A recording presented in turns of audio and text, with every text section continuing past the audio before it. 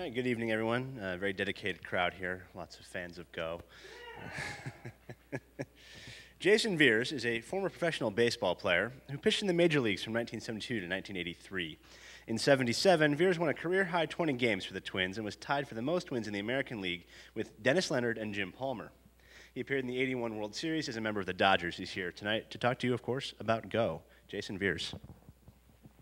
All right, thank you, Jim. A little footnote to that introduction is that in 1981, I left the Dodgers because that is when I was born, and so then that kind of put a little stint in my baseball career. So my name is Jason Viers. I'll be talking about Go. First, a little warning. I have no idea what I'm talking about. I'm not a great Go player. I'm not even a good Go player. I'm a horrible Go player. But I really like the game. I think it's lots of fun, and I'm familiar with the rules, so I really want to share it with people. And that's the end of the presentation. So are there any questions? Yes, thank you. So that's the end of the PowerPoint presentation. I'm going to go to a Go board to discuss it. The software I'm going to be using here is called JGo. It's a Java Go program. It's open source, so it can run on just about any platform. It freezes my Linux machine for some reason, but it is available if you want to try it. So Go is a game played on a 19 by 19 board. And this game is played on the intersections rather than the squares. Usually you place your pieces in the squares. In Go, they're placed on the intersections themselves. So when I say 19 by 19, it's counting the number of intersections, and here you can see the intersections themselves are labeled. It's two players play between black and white, take turns placing stones on the board. Once a stone is placed, it is never moved around. There's no shuffling of stones. You just add more stones to the board. Unless the stones are captured, which is something I'll get to a little bit later. You're trying to surround as much territory as possible and capture as many prisoners as possible. One of the main mechanics of the game is liberties, which is a number of free spaces around a stone. If a stone has no liberties, then it dies and it's captured. In each of these examples here, each of these stones has 4 liberties in each of the 4 directions. Like if I were to start surrounding this white stone with black stones, I'm taking away its liberties as each player adds these stones. So now this white stone only has 1 liberty left. The space right up here. This stone is said to be an Atari because it's 1 move away from being captured, kind of similar to a check in chess, except it's not game ending. And so now if white doesn't do anything and black places his stone there, that stone is now captured. Black has captured one of white's stones. Alternatively, white could have played here. When stones are adjacent to each other, they share liberties. So now these stones are permanently linked together, and they have a total of 3 liberties, these 3 spaces around. Now, if black wants to capture them, he has to capture all of the liberties of all of the stones, then he captures all of the stones. Once you link stones together, there's no splitting up the group, and if you capture one of them, you capture all of them. They're forever joined, till death do they part, in sickness and in health, et cetera, et cetera. On this board, you may have noticed there are some darker points in these corners and on the lines, essentially major divisions. These are called star points. There's nothing in the rules that says they're special. They just happen to be important to the strategy of the game. Similar to how in chess, the center of the board ends up being important, more important than the lanes down the sides. The rules don't say the center is important, it just happens to be because that's the way the pieces work. It's similar to this. There's no rules that say these points are special, but they turn out to be a very good balance between offense and defense that we'll talk about later. So capturing is very integral to Go, so I want to practice that a little bit. So we have some scenarios here. Like let's say in the upper left, where can white play to capture a stone? It's pretty obvious. Black has 1 liberty. I actually need to make it white's turn. That is how black could escape, but now black has 1 liberty. Now the liberty is gone. In this scenario, where can white play to capture a stone? Anyone? K12. Black, even though both of these stones are touching the same liberty, it still is only 1 liberty that black group has. It doesn't matter how many stones are touching it. The fact is, white only needs to make 1 move in order to capture all of those stones. Okay, what about in the lower left here? Where can white play to capture stones? Yep, it is E2. In this scenario, this black stone has 3 liberties, this black stone has 2 liberties, this has 1. Black would be able to extend it by going here, but white can cut him off. What about this group down here? There's a lot of mixing going on. This group of 3 looks like it's in trouble, and it is. It could be captured pretty easily if white were to go here and stop it from linking from that stone. But it has 2 liberties, 1 on the left and 1 on the right. So it cannot be captured right now. However, this black stone on the bottom only has 1 liberty. So if white goes there, that stone is now captured. Some more details about capturing. It is not possible to suicide. Black is legally not allowed to make this play right here, because if he plays there, the stone would have no liberties, it would immediately be captured. That's it. Similarly, down here, right now this black stone is okay, it has 1 liberty, but black is not allowed to play in A2 because that would remove the last liberty from that newly formed group, it would immediately be captured. You can't do that. But it is okay to make a play that would result in a capture. In this case, at face value, it might look like black cannot play here because he's surrounded by white stones, there's no liberties. But if he does play there, then this white group will lose its liberties, and that white group will be captured. Once that group is gone, then the black stone will have liberties. So black is allowed to play there, because once the capturing is resolved, that black stone will have liberties. So as you're going around and capturing each other, you're eventually, actually, I think first, a little more suicide practice. That's a very strange phrase to use, but yeah.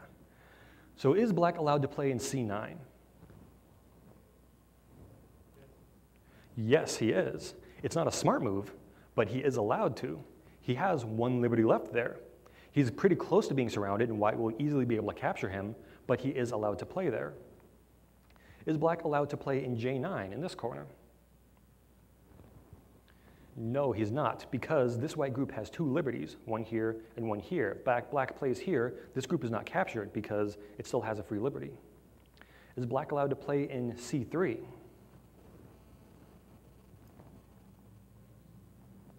In this case, yes, he is.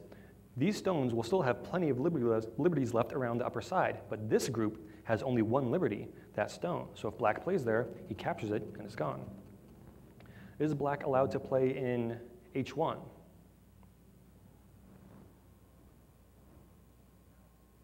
In this case, no, black cannot play because there are no stones that would be captured. Each of these have 2 liberties, and so they will remain alive after black plays. If the scenario was like this, then black would be able to play in H1 because those stones would be captured, he would have liberties. Any questions on capturing so far? It's very important to the very base of the game, and everything is based off of that. Okay, so as we're playing and capturing, you'll eventually get to the point where there's nothing you want to do. Like in this small board, they've each kind of walled each other off. Black won't want to play in here because it'll be easy to be captured. And white won't want to play in here because it'll be easy for him to be captured. There's pretty much nothing left to resolve. They've each got their own side of the board. This is where the territory comes in for score. When you determine that the game is over, which is something I'll get to later, you get 1 point for each piece of territory you surround. So in this game, white has 5 for this column and 1 here, so a total of 6. Black has 5 plus 2. So black wins this 7-6. Black is surrounding more territory than white. I want to stress that it's very important that your stones do not count for your score. Your territory counts. The stones are simply a means to an end. If this game looked like this, black now has 5 pieces of territory. White wins 6-5. You do not want to fill in your own territory any more than you have to. You simply want to make sure your stones don't get captured. If you put too many stones in your own territory, you're eating away from your own score. So let's look at a slightly more complex example of territory. In this scenario, it's pretty much done. Neither side will want to make any more moves. So what territory is there? Well, black has 4 points up here, these 3 plus 1, 5, 6, 7, 8, 9. 9 points of territory. White has 1, 2, 3, 4, 5, 6, 7, 8, 9. I thought they were uneven. Did I count wrong? 2, 4, 6, 8. No? 2, 3, 4, 5, 6, 7, 8, 9. It is 9-9. So there are ways that this would get broken that I'm going to get to later, but so they each have an equal amount of territory. Now there can be situations like, let's say I get rid of this stone and I add in this one. So this territory here, it doesn't really seem to be either blacks or whites. It borders each of them, neither of them surrounding it. And that's said to be neutral territory, or dame. It doesn't count towards either person's score. Usually once people are done gathering their own territory and they can't claim any more territory, they take turns filling in dame. Because in this situation, it doesn't matter whether black fills it in or whether whether white fills it in. It'll still end up the same score because they're butting up against each other. But what if there's a scenario like this? So is this thing down here neutral territory? And it turns out it's not, because that white stone is very, very doomed. There is no way it can avoid being captured, because black could truly just play down there. The point that made this neutral territory is both of these groups were very large and would be hard, in most cases impossible to capture, so they were each alive on their own. So this white stone is said to be dead. When you're at the end of the game and you find dead stones, they're simply taken as prisoners and they count towards a score. So here, black would get 1 point for the white prisoner and 2 points for the territory. So black would win by 1 point if that were a stone there. Now, something that was very hard for me to understand when I first started playing this is what the difference is between territory and dead stones. Like in this situation, is this black territory, or are these black dead stones inside of white's territory, because white's bordering that too? Or are these white stones dead because of black stones here? You know, what is it that makes territory? What is it that makes dead stones? And there is a way for stones to essentially become invincible, and that gets into eyes. And it's what you really want to shoot for as you're playing. Now, starting from basic scenario, in this situation, white's pretty much hosed. There's nothing he can do to avoid being captured by black here. He can try surrounding black around the outside to get all of his stones, but black will be able to fill him in much faster, take his last liberty, and take his stones. Sucks for white. So for a larger example, let's consider this. Now, black looks a little better off. He's surrounding a bit of territory that black can't get to. Black cannot place him there unless that move captures the stones. It's a true statement, but it doesn't stop black from capturing him. Once again, white can try to surround his black stones, but black will win this race by far. First, he has to fill in the above territory, then he can capture those stones. So white was still captured just like he was before. But when we get to this situation, white is surrounding 2 different points of territory. Now, black cannot play in E5 right now, because the white group, where all these stones are linked together, would have 1 liberty left, this liberty right here. So it is not legal for black to play in E5. It is not legal for black to play in E2, because if he did, white would have 1 liberty left in E5. It's a chicken and an egg problem. Black will never be able to capture these stones, because black will never be able to fill in all the liberties at once, because he needs both of those filled in at the same time, and you can't do that. This white group is said to be alive. It is never able to be captured, and the key to this is having 2 eyes, where the eye is a group of territory surrounded that your opponent is not touching.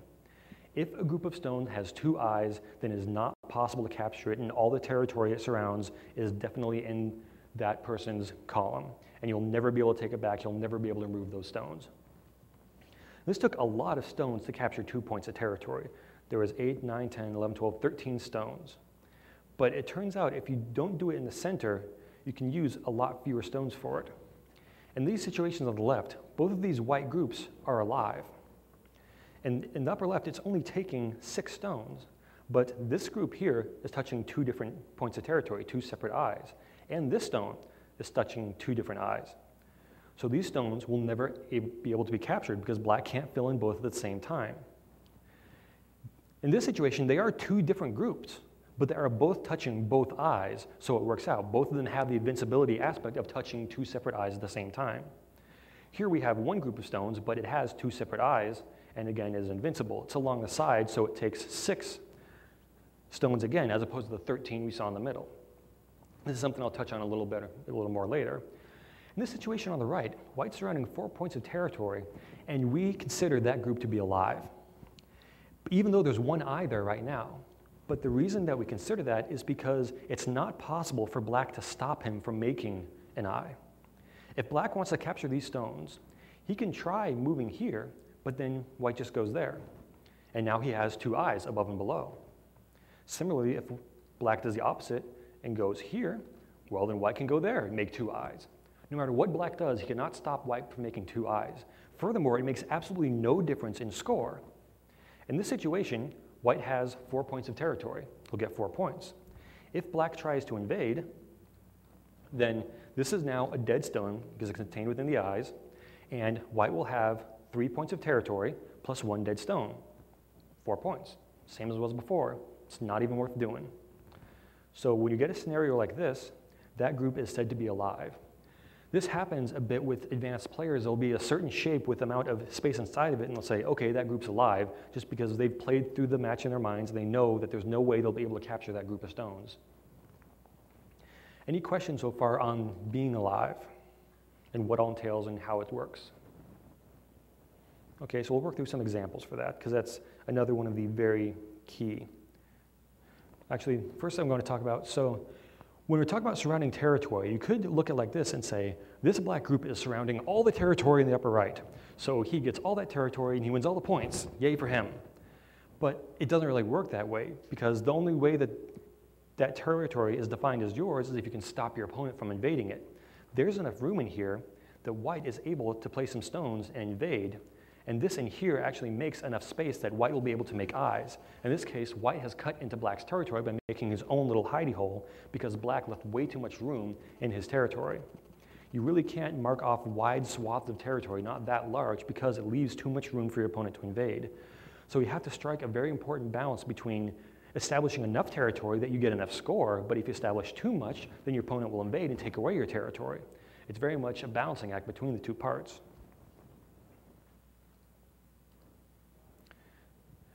Now, the tricky part comes in. In this situation, we look at this and you say, okay, black has two eyes.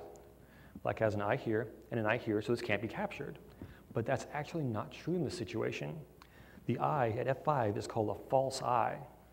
Anyone have an idea why?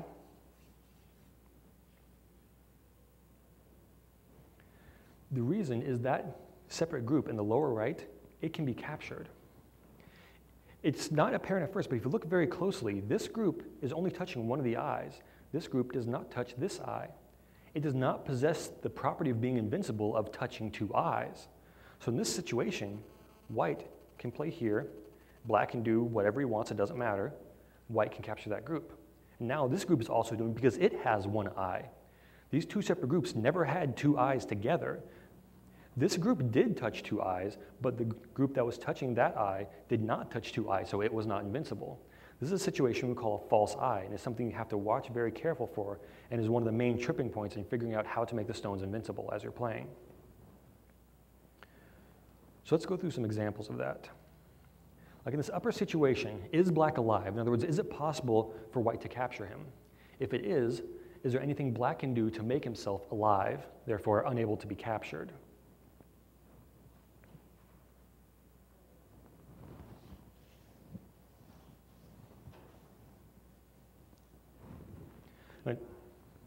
What was that?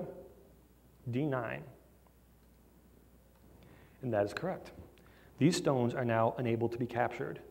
This group touches both of these eyes. And this group touches both of these eyes, E9 and D8. The fact that this is open is irrelevant. It doesn't matter. White can take that. It doesn't matter. These stones are still now invincible. In this scenario, it's very tempting, especially for beginners, to want to link up these groups and say, okay, I'll make one supergroup, and now they're more resistant to being captured. But now, by making that move, you actually doom yourself, because now there's no way to make two eyes with that shape. So it's just a matter of time before white surrounds you. Or actually what will happen is white will just leave in the scenario and will say those are all dead stones. And those will all be white's prisoners. So what's the situation in the lower left? Is it possible for black to be captured right now? If it is there anything he can do but become alive?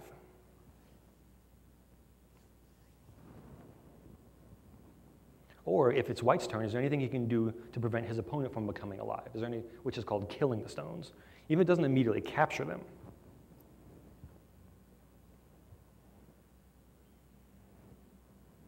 We can pretty much agree there's only going to be three possibilities, one of these three. So if black moves down here, now this group is touching two different spaces. This group is touching two different spaces. That looks good, except this isn't an eye because white's bordering it. So now white can move here, and now it doesn't matter what black does, they're doomed. Get rid of that. So what about, well, I need to go back a little more, I believe. Let me load this again.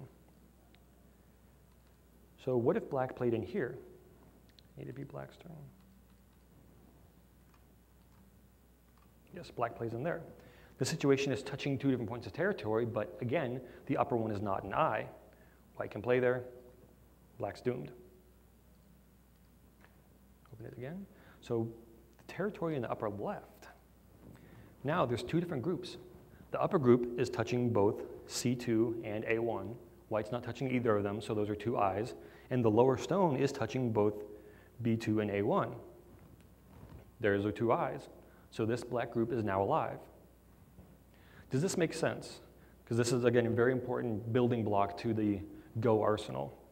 This is another of the things where it's not explicitly defined in the rules, you make I's. It's just a repercussion of how the rules work. That's a lot of what happens with Go. The rules themselves are very simple. We've pretty much covered all the rules already.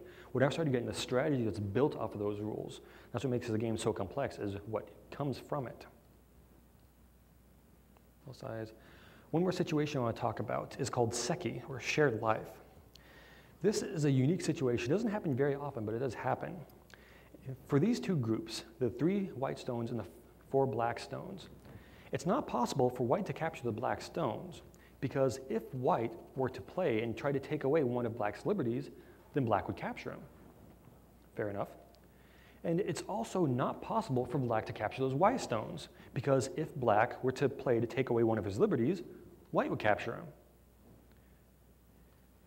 This arises from the fact that those two groups of stones share the same liberties. So if either opponent takes the steps to kill their opponent, it'll give the other one a jump to kill their own group.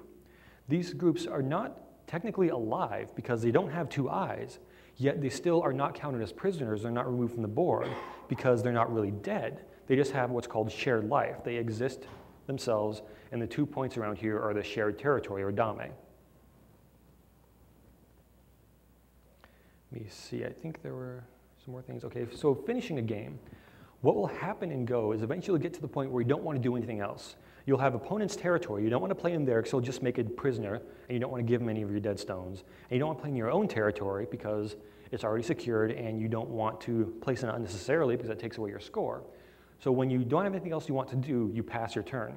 If your opponent passes, once both players pass, the game is over. You add up the territory, count the prisoners and dead stones, then you tally the scores. So let's consider like this situation. It's white's turn. The board is pretty much played out, but is there anything white should do, or should white pass? Is there any more territory he could win, any more stones he could capture, anything like that?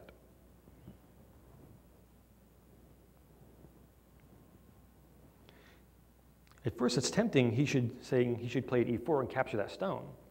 But that's unnecessary because this is very definitively white's territory, because these are both eyes, because there's no way that black can capture them. If black can't play here because it would run out of liberties and it's not capturing any stones. This is definitely white's territory, so that black stone is dead.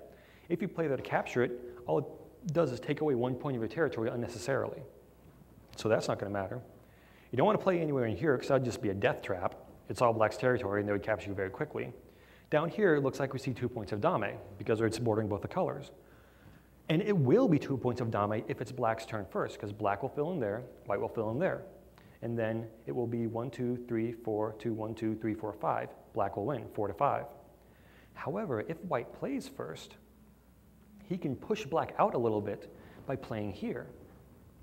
Now, instead of 2 points of dame, white gains 1 point of territory in the lower right-hand corner, because now that is definitely surrounded by white stones. So if white plays there instead of passing, he will gain 1 point of territory. And when then it becomes black's turn, there's nothing for him to do. He'll pass, white passes, and then it'll end up being 5 to 5. Let's go through some more endgame stuff. So this scenario, it's white's turn. Is there anywhere that white should move, anything he can do to improve his situation, or should he pass?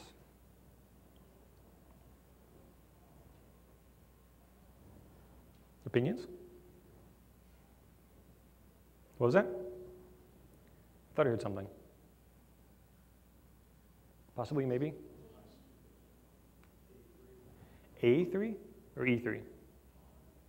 Left or right? I know you're thinking through this as you're saying it. Well, let's examine those. A3, really don't need to do that. That would make 2 eyes, but that's unnecessary because black can't stop you from making 2 eyes, so you don't need to waste your own territory doing that. E3, well, I don't see any way you're going to be able to capture black stuff because now all black has to do is play here. And white can try to play somewhere else, but then black just makes 2 eyes, and those become dead stones. So in this scenario, there is nothing white can do. White should pass here because there's nothing left to accomplish. And furthermore, if white plays in d3, then he just gets captured. And it really doesn't affect the score because now black filled in one more point of his territory, but he captured the prisoner, stays the same. I wanted to throw in at least one where you do actually want to pass, because you will have those situations in your game where at some point you do have to pass. You can't just keep trying to do things. Eventually you do run out of stuff to do. So another endgame situation. It's white's turn. Is there anything he can do to accomplish more things, surrounding more territory, capturing stones, or protecting his own stones?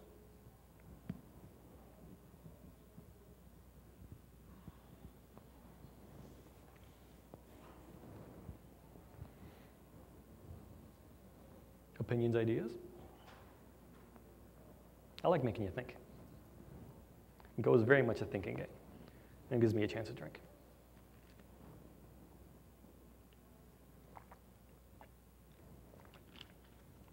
Any suggestions?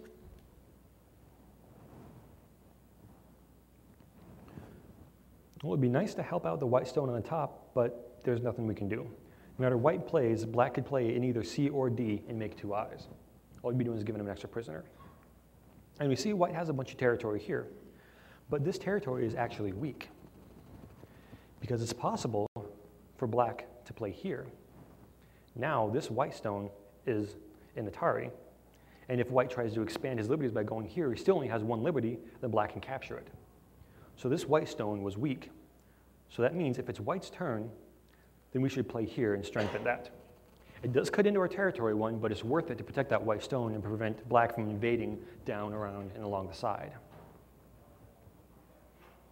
Black cannot get a similar thing going over here because of the stone at 1. Similarly, white could have played the stone down here. No matter where black tries to invade, he can't play in A1 because it's illegal. He can try to play in B2, but white will immediately capture him. So there's no point in doing that. But white was much weaker over on the other side because he didn't have that stone already here. That's what allowed black to make that invasion if white doesn't strengthen it first. Does this make sense? Any questions? Okay. I believe I have, was this 3 or 4? I think that was 4. Nope, that was 3.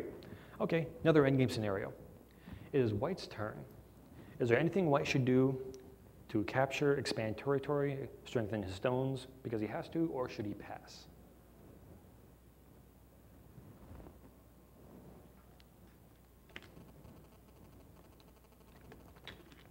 In this situation, at first glance, it might appear B5 is a point of dominate because it has lots of colors around it, but these 3 black stones only have 1 liberty. So if white plays there, they're captured. And that actually tips the scales in a difference between white winning or losing. If it's black's turn at that point, of course, he just plays in B5 and links all of his stones together. And these stones all the way down here are safe because they touch all of these stones all the way around through to these 2 eyes. So that whole group is now invincible. So it really is about who gets to play next in most of these scenarios.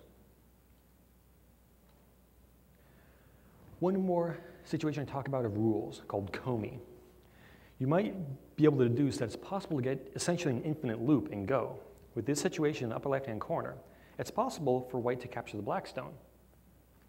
Okay, but now that white stone is entirely, it's possible for black to capture the white stone, and back and forth, and back and forth, and back and forth forever. Of course, that doesn't actually happen. There's a rule to stop that called Komi. If your opponent captures one of your stones, you're not allowed to capture that stone on your next turn. It essentially stops you from undoing your opponent's previous turn. So right now, after white played here, black is not allowed to capture that stone this turn. He can play somewhere else, then white plays somewhere else, then he can capture that stone if he wants. That is, unless white uses his next move to fill in the liberty here, which often happens. And the reason you want to do that is because that will link all these stones together. You'll have a nice little plus shape of 5 stones, and each one of these black stones is separated from each other, and each of these have 2 liberties. It's a very strong shape next to a very weak shape. So it's very good to get that winning blow in the co-fight. This back and forth is called co-fighting. The rule is co that stops you from doing that. So in this situation, white played there, took the black stone, and black is not allowed to immediately retake it. So black has to do something else. So black will play down here. The goal when you're doing this co stuff is you want to make a move that forces your opponent to respond to it. You want to do something that's more important for them to play at as opposed to filling in that last co point. So in this situation, black is threatening to slice these 2 stones apart If black gets to play here, then he will have 2 link stones with 2 white stones on each side. So those white stones will be separated by the black stones, which is very good for black. If white gets to play next, he might play white right here, and so he'd have 2 link stones, and you'll be able to be much stronger against that black stone. So now white has a choice. He can either fill in and win the ko, or he can address the situation in the lower right-hand corner. He's probably going to address the lower right-hand corner. Now it's black's turn.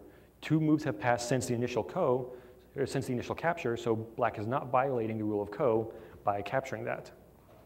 Now let's say it's white's turn. He is not allowed to immediately retake that because of ko. He has to go somewhere else, try to force his opponent to respond.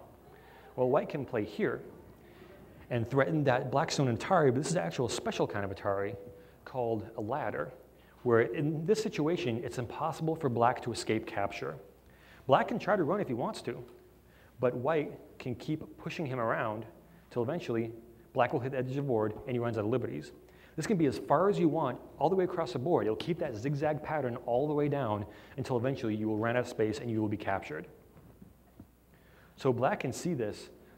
When white makes that move, he can see that's going to be a ladder. That stone is doomed. I'm not going to give him any more prisoners, so I'm not going to bother to respond there. In that situation, black can then fill in the ko. Any questions with that rule, its repercussions, or how it works? Okay, that's pretty much it for the rules of Go. If you're like how I was in this situation, knowing the rules didn't leave me feeling like I knew how to play. The still question is a question of what is a good move. It's not really addressing the rules. You know, how do you play well? So I have an example game I want to go through. Actually, first, there's one other idea I want to talk about. I forgot. Yes, outer inner. So one thing I touched on before is that it's easier to defend the corners and the sides than it is the center. In this situation, each of these 3 black groups are surrounding 9 points of territory. But in the upper left, it's only taking 7 stones. On the right, it's taking, let's see, 11, I believe. So that's 5 plus 3 plus 3, 11 stones. And here, it takes the same plus another 5, so it takes 16 stones. So it takes much fewer stones to defend the corners and the sides because you can depend on the edge of the board to add 1 more border to your stones. Furthermore, if you look at these star points, if you drew a line around all the star points, so a square box around there, if you added up all the territory on the outside and all the territory on the inside, it'd be the same. So it's much easier to defend the spaces around the edge of the board, and there's a lot of space there because it's equal to the inside of the board. So you'll see people fighting for the outside of the board before they start working on the inside. When you're playing chess, the center of the board tends to be the most important because all the pieces can move towards there. That's where all the battle happens. In Go, it's almost the opposite because it's so hard to defend the center. It's not worth it until you have a lot of battling done on the sides already, and the corners especially. The star points are often special in that people will often place their first couple moves on and around the star points because it's a very good balance. If you place a move like starting on S18 near the corner, it's establishing that you're going to eventually surround this piece of territory. But it's such a small amount of territory that your opponent will be able to get much more than you do. And if you start playing like maybe right here, there'll be so much space between you and the corner, then your opponent will be likely to invade. So you have to strike that balance between getting territory and not letting your opponent get it. And the star points just happen to be a very good balance between those, and that's why they're marked off specially. Like I said, the rules don't say the star points are special, it just happen to be because of how the game works. So we'll start with the game itself. This is played on a 13 by 13 board. You can use technically any odd number of size. You want an odd number, so there is a definitive central point. The most common sizes are 9 by 9, 13 by 13, and 19 by 19. Professional and very advanced amateur players will only use the 19 by 19 boards, but when you're starting out, the 9 by 9 and 13 by 13 are very good because they go a lot faster. You can see and learn from your mistakes in a much shorter time span. Especially on the larger boards, the full repercussions of a move might not be felt until much later. So I would highly recommend starting with 13 by 13 or 9 by 9 even. So this is a 9 by 9 board, and we'll start seeing what these people do. They start out playing the star points, or close to them. You can play closer to the sides to get a little more safe, or you can play further away from them to establish a little more territory. It's just a matter of preference. Once the star points are taken, then you start kind of filling in your territory, making imaginary walls of, I want to establish this area of territory. Here, by that move, black is saying, I want to have all of this stuff. in some ways goes almost like a negotiation where you're trying to negotiate with the opponent saying, you get this territory, I get this territory. Of course, there's some fighting involved because you're going to disagree about how much you get because you each want more than your opponent. Another general thing to keep in mind when playing Go is that you don't need to get all of the territory. You don't need to capture your opponent's stones. You only need one more point than they get. It's very common when you start playing to want to, if you see an opponent's stone, capture it. You don't want to do that. You do not have to capture all their stones. All you have to do is mark off more territory than they do. If you're overly aggressive and try to capture all of their stones, they will slice and dice you to pieces. I mean, you can more than welcome to try it and see how it works. And there's a common Go saying about strategy. Before thinking about strategy, a beginner should first play and lose their first 100 games. Then you start thinking about strategy. And at first I balked when I heard that, but now I've played it a bit, I've found that there are a lot of basic mechanics to the game, the interactions between the stones, that is very hard to explain, but you will pick up on very quickly when you start playing. So you don't want to start reading books on deep strategy before you get a good number of games under your belt. You'll learn a lot. You'll learn so much more from your first 10 games than you will by reading any Go book at this point. So you definitely want to get some games under your belt before you start thinking about lots of strategy. So they start playing their own strategy. White wants to strengthen his place on the left. Black, he's playing close to his stone, but far enough that is getting strategy. That is getting more territory. You could just make a solid link of stones as you're playing all the way around, but that would be very, very slow. It would take a long time to make a large amount of territory, and it's just way too slow. Your opponent will make large amounts of territory before you do that, but if you place stones haphazardly all over the board saying, I want the whole board, then your opponent's going to capture you very easily. So you strike this balance where you place your stones close to your own stones, but not so close that they're touching, because you want to be able to establish as much territory as possible as quickly as you can. So black plays a little bit away from his own stone. White plays very far away from his own stone. This is much closer to the black stone. It's a much more aggressive move, saying, I want to get as much of this territory as possible. Of course, black is not going to like that, so he responds by placing close to white's stone. And this is still close to his own stone, so it's still relatively safe. Now we start getting our first fight of the game. White starts trying to surround that black stone, and they interact with each other, making a little bit of a line. Now white has put this black stone in Atari. If white goes there, he would capture that stone. Black isn't going to allow that, so he links all the stones up. Now he has these 4 stones linked together. They all share liberties. And now we have 3 white stones. They're all unlinked. And this stone only has 2 liberties. This has 3, and this has 3. So he was probably going to start linking some of these up in order to give them more liberties to prevent them from being captured. So white will go up there, link those stones. Now black puts that stone in Atari. White puts that stone in Atari. So now each of those stones are in Atari, and black will capture the white stone. He now has 1 prisoner. White will start to try, he's going to want to try to wall off this section so he can keep this territory down here for himself. Black doesn't want to allow that to happen, so he puts that stone in Atari. But white captures, and it starts a co-situation here, where black is not allowed to capture the stone immediately back because that would undo the previous move. Black has to move somewhere else, and this, actually by happenstance, is the same situation I talked about before, where black plays up here, threatening to cut these 2 stones in half, which very much weaken white's position in the upper left-hand corner, because black would have those 2 stones linked together, white's stones would be separated. White doesn't want to let that happen, so he instead will play to strengthen those stones. So now these 2 stones are linked together, and it's much stronger against that 1 black stone. Now black, since he's moved somewhere else, is able to respond to the ko and capture white stones back. Now white is not able to move to capture that stone. He has to go somewhere else. He plays up here, an invasion of black's territory. It's up to black whether he wants to decide that it's more important to respond to white in the upper right-hand corner or to capture the black stone in the lower right, or or fill in here to prevent white from capturing that stone. Black decides to respond in the upper right, which frees up white to respond with a ko again. Now it's black's turn. I'm sorry, now it's white's turn because, no, white played there, captured the black stone. Now it's black's turn. He plays in the upper left, which continues the fight up there, but it's not as unbalanced of a fight as it was when black first moved up there.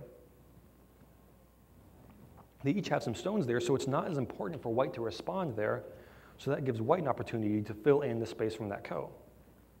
Now he has a stronger group down there.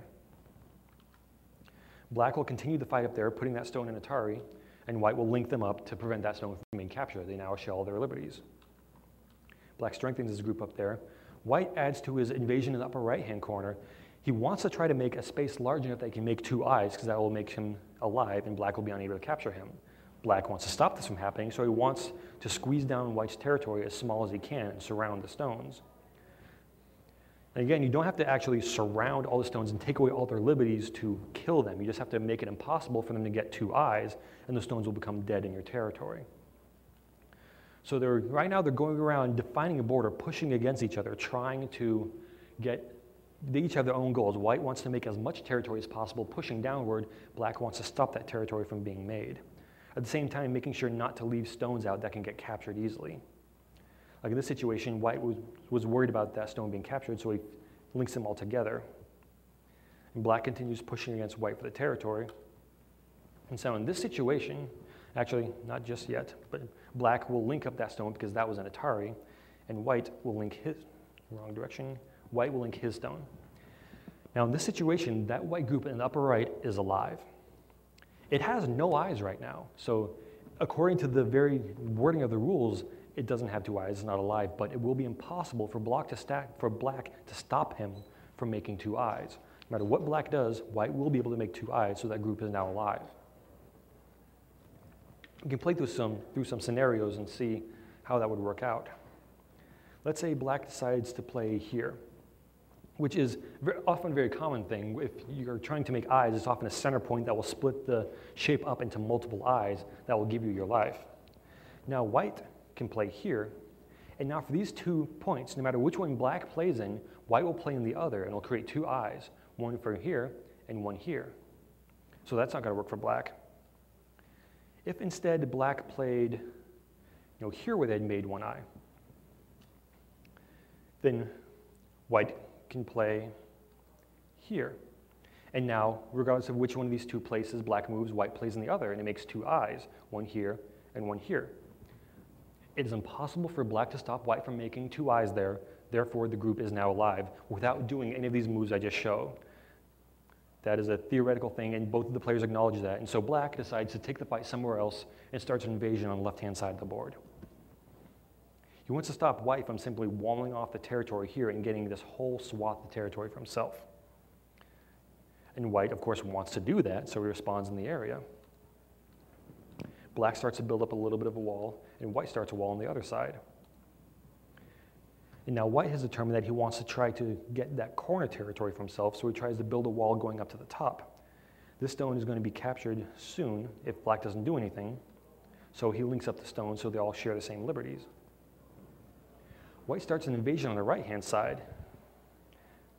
And again, White wants, now Black has pretty much separated the left stones from the right stones. So this White group is on his own. He needs to make enough space in here that he can make the two eyes like he had up here. But this is going to end up a little different for White. So White tries to make as much as possible. Black tries to fence him in. But here, Black was able to move in the territory a lot farther than he was up here. This is because instead of just bordering against the corner, he's bordering against his own stones up here. So he can make a move that aggressive into White's territory because he can draw on the power of these stones if he needs to by linking into them if that stone gets threatened.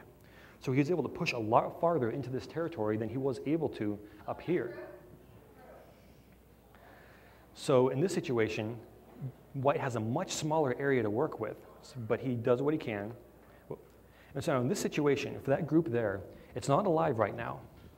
If White is able to move in M6, then White would be alive because that would be filled in and there'd be two eyes here.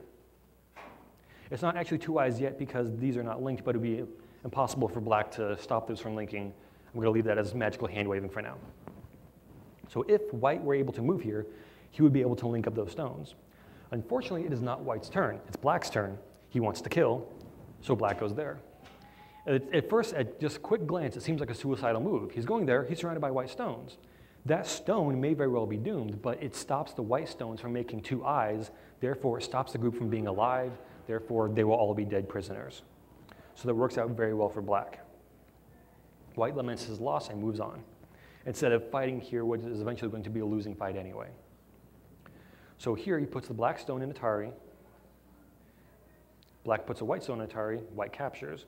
So now he has a nice little space down there. Black makes a nice little group of stones that can easily link up to each other if they want to, which gets a bit of territory in the lower right for black. And white decides to start working on the left-hand side again. We can already see here the game is taking shape a bit, where white's going to have territory up here, black's going to have territory around here, probably going to be white around here, maybe black. The battle lines are starting to be drawn. The game's taking shape. Go is kind of like an interactive drawing where both of you are trying to draw as large of colors as you can. So black wants to be able to seal this off and probably capture these two stones as dead stones. That's what he'd like to do the most. Of course, white's going to not try to let that happen. This white stone's an Atari. He doesn't want to let that go, so white will link that stone. Black solidifies his position a little more.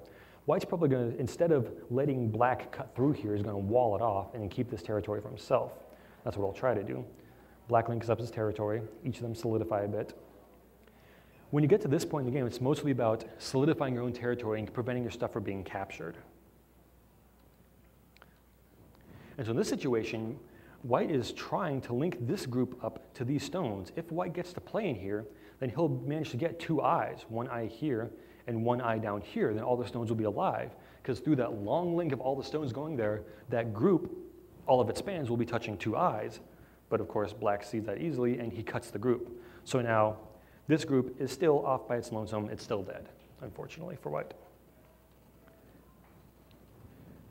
Now they push up against each other. When it's getting to this point, it's starting to it's worrying about the very edges of the territory. And this up here is a great example. You can tell that both of those columns, the white and the black, are just going to extend up from there to the edge of the board. But how exactly they extend up has a very large effect on the score. So if it's white's turn, white could play at C13, then black plays at D13. They're just going straight up, they're boarding against each other, it works. But because it's black's turn, he can just push a little bit into white's territory with that C13 stone. Now, white is not able to capture that. If he plays at D13 to try to surround it, then white will just capture it, because black will capture the white stone because it will only have one liberty. But white is only able to wall off the territory as best as he can, and they each solidify here. Now, because black was able to go first, white had to bump out his wall a little bit. White lost 2 points of territory because black made that move first. So this is what happens a lot of the end game, is just little bits of pushing and shoving as you get the final points of the territory surrounded, and you try to maximize each bit of territory that you can. I'll speed up a little bit through some things. Again, black invaded a little bit in that territory, just pushed in. White had to wall it off where it can. They're solidifying their walls, essentially just finishing what was already started. Here, black could have played right next to white, which would have given white this territory. Instead, black pushes down a little bit and forces white to wall it off down here instead. And essentially just finishing the walls, speed through the last little bit of it. And once they got, once they got to here, at that point, there's no more territory to be gotten. Now, this is white's territory, this is white's territory, this is black's territory with the dead stones in it. There's only the dame points, like the stuffing here, this point. And this is where black and white start filling in the dame just by taking turns placing the stones. Doesn't matter who places where. And so now the game is over. They've each done all they want to do, each player passes. So we can remove the prisoners, in which case we'll mark those manually with the group. So there's this group that's all dead stones.